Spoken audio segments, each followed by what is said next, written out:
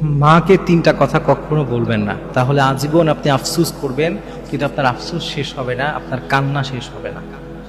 মাকে যে তিনটা কথা বলবেন না, এর মধ্যে এক নম্বর কথা হচ্ছে, মা যদি কখনো আপনার কাছে এসে কোনো উপদেশ দিতে চায় বা কোনো কিছু বলতে চায়, আপনি এভাবে বলেন না যে এত বেশি কথা বলো না তো, একটু চুপ থাকো তো, এরকম কখনো বলবেন না।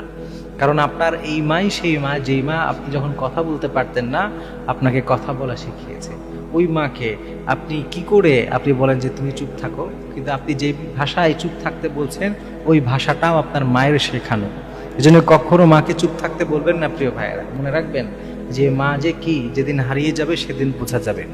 কিন্তু অনেকেই আছে দেখবেন মাকে প্রচন্ডভাবে গালিগালাজ করে, রেগে যায় যখন অনেক সময় মা বাবারা যদি কোনো ভালো পরামর্শ দিতে চায়। অনেক যুবকেরা আছে তার সেটা ভালো লাগে না, মাকে বকাঝকা করে, আছে না নাই বলে।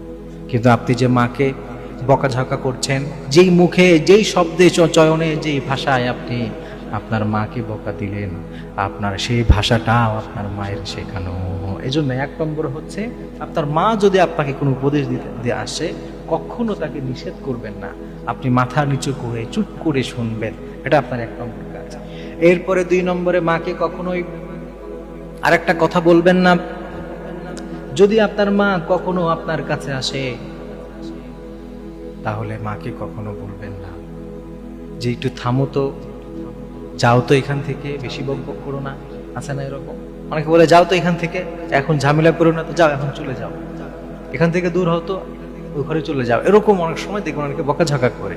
আপনি যেই মাকে চলে যেতে বলছেন একদিন ঠিকই এই মা চলে যাবে, কিন্তু যেদিন আপনার মা চলে যাবে, যেদিন আপনার মা থাকবে না আপনার লাইফে, সেদিন আপনি আসলে বুঝবেন যে মা কি ছিল, আপনি কি হারিয়ে ফেলেছেন। এই জন্য কখনো কোনো অবস্থাতেই রাগ করে বলবেন না যে মা চোখের সামনে থেকে যাও, দূর হয়ে যাও, আমার কাছে এখন এসো না, আমাকে একটু একা থাকতে দাও, কখনো বলবেন না।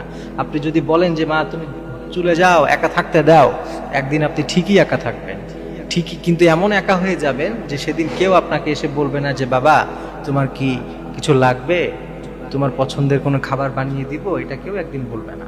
এই জন্য মাকে কখনো এই ধরনের কথাবার্তা ইনশাআল্লাহ তাআলা বলবেন না। এরপরে তিন নম্বরে, মাকে কখনো এই কথা বলবেন না যে তুমি আমার জন্য কি করেছো। অনেকে আছে না, অনেকেই দেখবেন আছে মাকে বলে যে মা তুমি আমার জন্য কি করলে, কিছুই তো করো নাই, আমাকে তো তুমি কিছুই করে দিলে না। অনেক সময় দেখবেন বাবাকেও বলে আমাকে তো কিছুই করে দিলে না। আপনি মনে রাখবেন, আপনি আপনার যেই মাকে বলছেন আমার লাইফে তো তোমার কোনো কাজই নাই, আমার লাইফে তুমি তো কোনো কিছুই করলে না, তখন আপনি মনে রাখবেন আপনার সেই সময়ের কথা যখন আপনাকে জন্ম দিয়েছিল আপনার মা, আপনার জন্য কত কষ্ট করেছিল।